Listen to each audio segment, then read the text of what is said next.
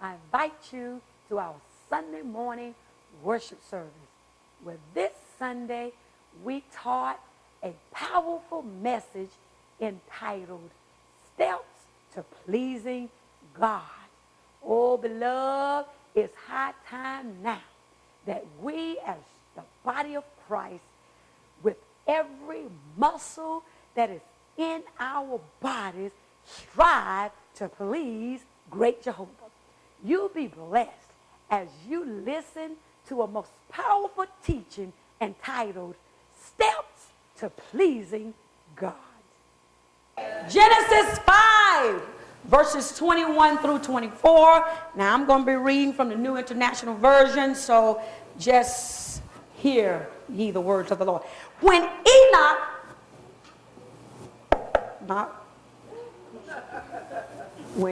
Enoch had lived 65 years, he became the father of Methuselah. And after he became the father of Methuselah, Enoch walked with God 300 years and had other sons and daughters. All together, Enoch lived, what your Bible say there? 365 years. Somebody say, oh, wow. 24th verse, Enoch walked with God.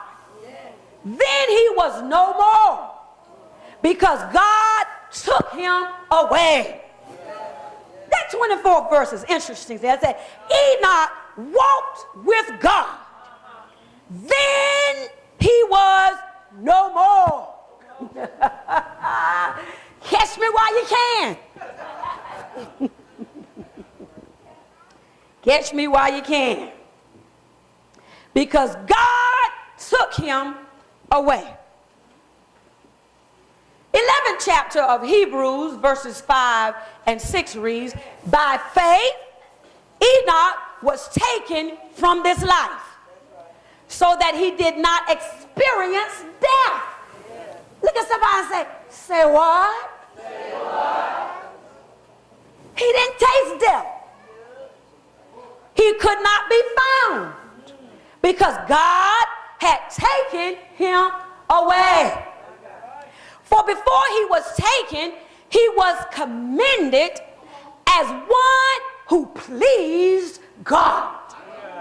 And without faith, it is impossible to please God, because anyone who comes to God must believe that he exists and that he rewards those who earnestly, somebody shout, earnestly, seek the Lord. Yes.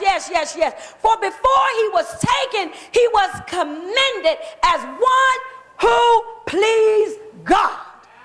And without faith, it is impossible to please God. This morning, we are going to talk about positive steps to pleasing God. Positive steps, not negative steps, but we want to focus on pleasing God. How many of you want to please God besides me? Yes. How many of you know that it's vitally important that we please God? Let me see your hand.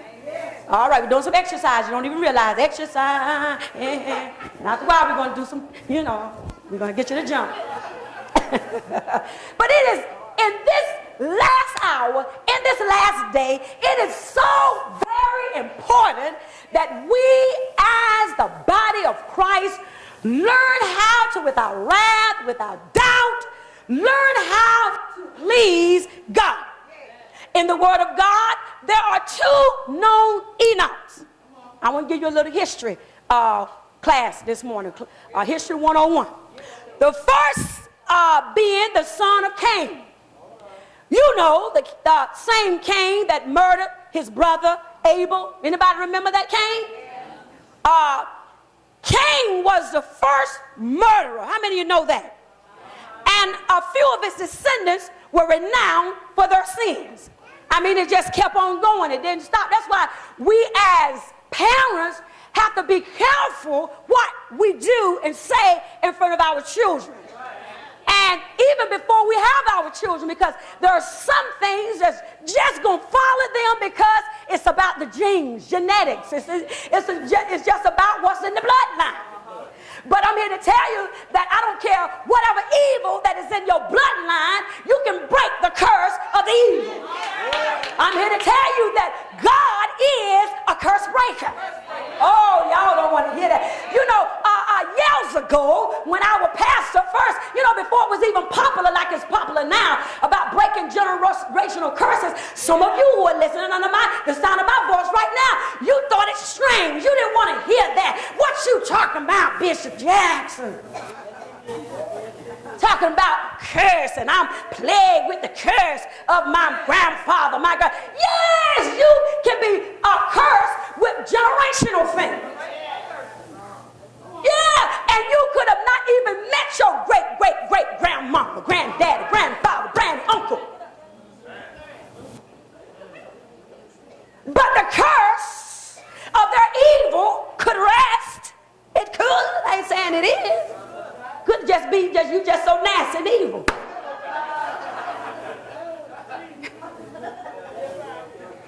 But it just could be that that's in your bloodline, and you need to recognize that so that you can break the curse. Look at somebody and say, it's time to break those generational curse now. And so it was with the descendants of Cain. Oh, y'all don't want to hear me. Y'all don't want me to teach to y'all.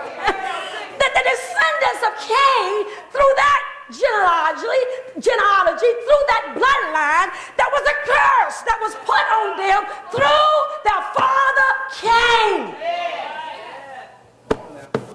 What kind of curses are you putting on your children and don't even know it?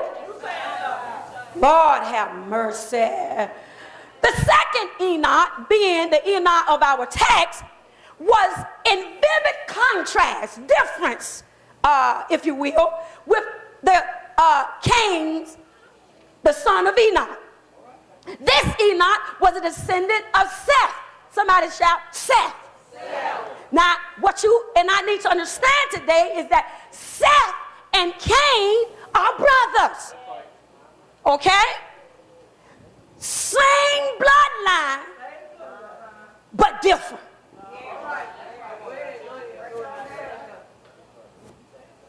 We can have the same blood running in our veins, but can be so very different. That's why ain't no need of you to think, you know it's the truth. Because you got some brothers and sisters right now, some of you parents and some of you siblings, you don't know where they came from.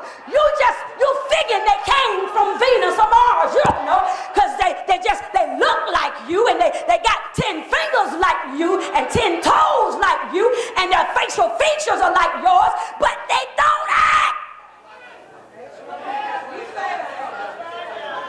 none like your mama. They don't act none like your daddy. I'm talking about the same bloodline. Good God. Anybody been there and you wonder, Lord, where did they come from? Somebody in the genealogy pool put it there. That's where it came from. It just didn't happen. It, somewhere in the bloodline, the gene of the, nasty gene just dropped on your brother, dropped on your sister. Come on, somebody. Ain't nothing new under the sun, y'all. You trying to figure it out? Check your tree out. Get the books and check your family tree out, and you'll find out that you had some nasty folk in your family. And your brother, your sister is just like Uncle Billy Bob.